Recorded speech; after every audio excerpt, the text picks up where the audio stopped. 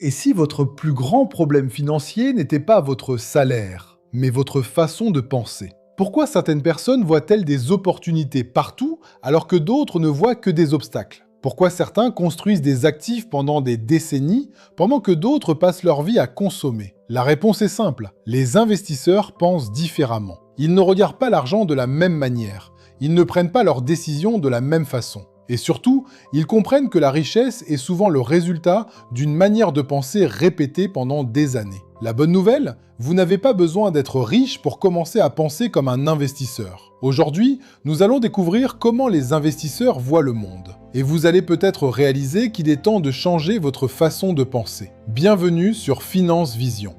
Chapitre 1. Ils pensent sur le long terme. Voici une question.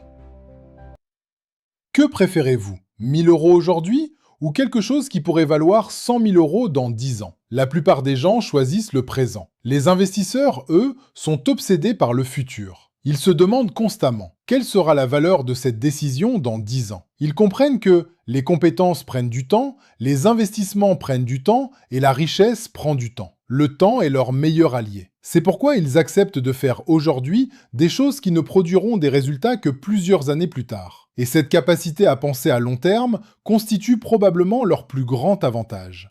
Chapitre 2. Il achète des actifs, pas des apparences.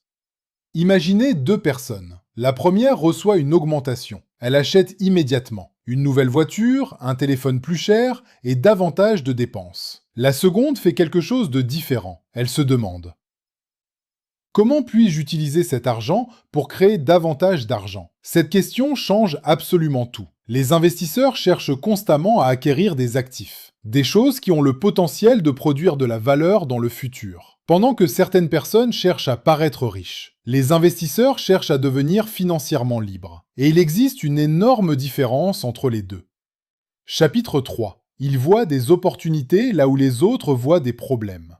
Lorsque les marchés baissent, beaucoup paniquent. Lorsque l'économie change, beaucoup ont peur. Les investisseurs, eux, se posent souvent une question différente. Quelle opportunité est en train d'apparaître? Cela ne signifie pas qu'ils ignorent les risques. Cela signifie simplement qu'ils ont appris à regarder les situations sous un autre angle.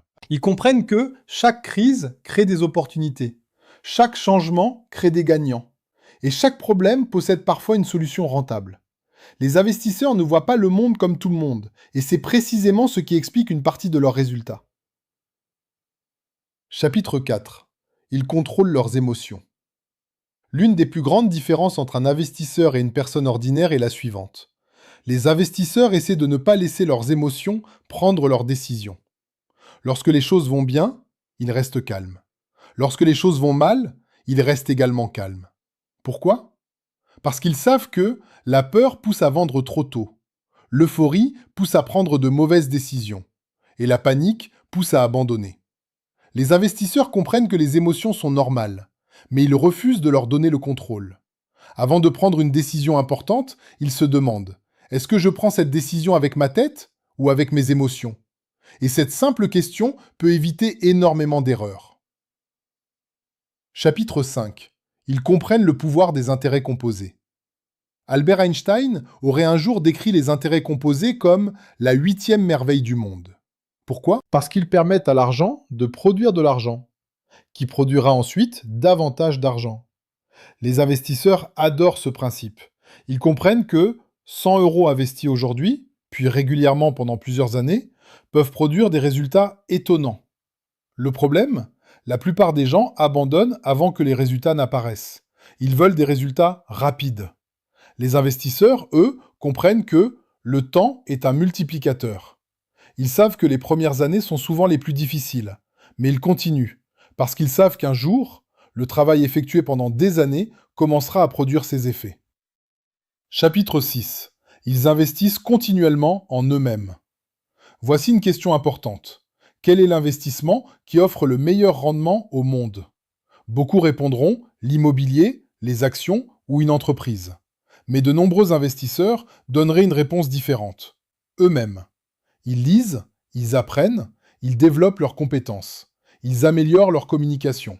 Parce qu'ils savent qu'une personne qui progresse prendra généralement de meilleures décisions. Et de meilleures décisions produisent généralement de meilleurs résultats. Un investisseur comprend une vérité essentielle. La personne que vous devenez est souvent plus importante que l'argent que vous possédez. Chapitre 7. Ils prennent des décisions basées sur des faits. Les investisseurs ont compris une chose fondamentale. Les opinions ne créent pas de richesse.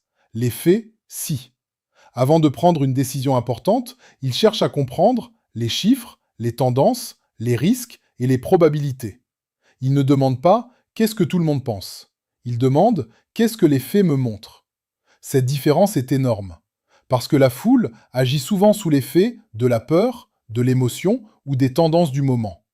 Les investisseurs, eux, essaient de rester rationnels. Ils savent qu'une bonne décision prise à partir des faits a beaucoup plus de chances de produire de bons résultats. Chapitre 8. Ils acceptent que l'échec fasse partie du processus. Voici quelque chose que beaucoup de personnes ignorent. Les investisseurs font des erreurs. Ils perdent parfois de l'argent. Ils prennent parfois de mauvaises décisions. Mais ils ont compris une chose. L'échec n'est pas l'opposé de la réussite. Il fait partie de la réussite. Chaque erreur leur apprend quelque chose. Chaque difficulté les rend plus expérimentés. Imaginez deux personnes. La première abandonne après son premier échec. La seconde apprend, s'adapte et recommence. 10 ans plus tard, laquelle aura le plus progressé ? Les investisseurs savent que le plus grand risque n'est pas toujours de perdre. Parfois, le plus grand risque est de ne jamais essayer. Chapitre 9. Ils construisent avant de consommer. Nous arrivons au dernier principe. Et il est probablement le plus important. Les investisseurs comprennent qu'il existe un ordre. D'abord, ils construisent, ils investissent, ils développent des actifs. Ensuite, ils consomment. La majorité des gens font exactement l'inverse. Ils consomment aujourd'hui et espèrent construire plus tard. Les investisseurs, eux, savent que la liberté se construit avant de se vivre. Ils sont capables de sacrifier une partie du présent pour obtenir davantage dans le futur. Et cette capacité à retarder la gratification est probablement l'une des compétences les plus précieuses que l'on puisse développer. Aujourd'hui, nous avons découvert comment penser comme un investisseur. Les investisseurs pensent sur le long terme, achètent des actifs, voient des opportunités, contrôlent leurs émotions, comprennent les intérêts composés, investissent en eux-mêmes, prennent des décisions basées sur des faits, acceptent l'échec et construisent avant de consommer. La vérité est la suivante. Les investisseurs ne voient pas simplement l'argent différemment. Ils voient le temps, les décisions et le futur différemment. Et la bonne nouvelle, c'est que cette manière de penser peut s'apprendre. Alors, pose-toi cette question.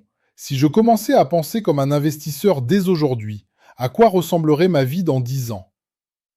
Prends quelques secondes pour y réfléchir. Parce que ton avenir financier commence peut-être par une simple décision. Décider de penser différemment. Merci d'avoir regardé cette vidéo. Et si elle t'a apporté de la valeur, abonne-toi à Finance Vision et active la cloche. Et souviens-toi toujours, les investisseurs ne deviennent pas riches parce qu'ils ont plus d'argent. Ils deviennent riches parce qu'ils prennent des décisions différentes. À très bientôt sur Finance Vision.